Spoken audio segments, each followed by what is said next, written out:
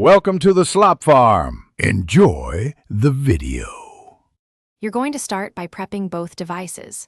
First, charge your Beats Solo 3 to over 50% so the radios behave predictably, then power them on. On your laptop, open Bluetooth settings and make Bluetooth discoverable. If the headphones were paired to another phone, reset them by holding the power button for about 10 seconds until the LED flashes. This clears old links and speeds discovery. Once done, keep the headphones close to the laptop and stay in the Bluetooth panel to watch for the device to appear. Now you connect.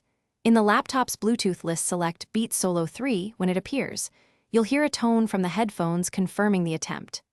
Accept any pairing prompt on the laptop. If it asks for a PIN, try 0000 or confirm the code shown. Once paired, open sound/playback devices and set Beats as the default output so apps send audio there. Make sure the laptop's audio profile is set to stereo/high quality rather than headset mode when you want music. Finish by testing audio and microphone use.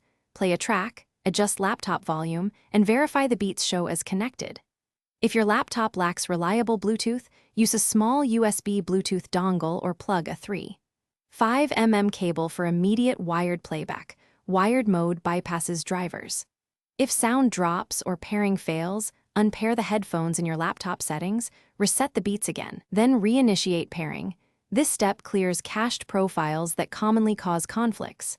If problems persist, restart the laptop and try a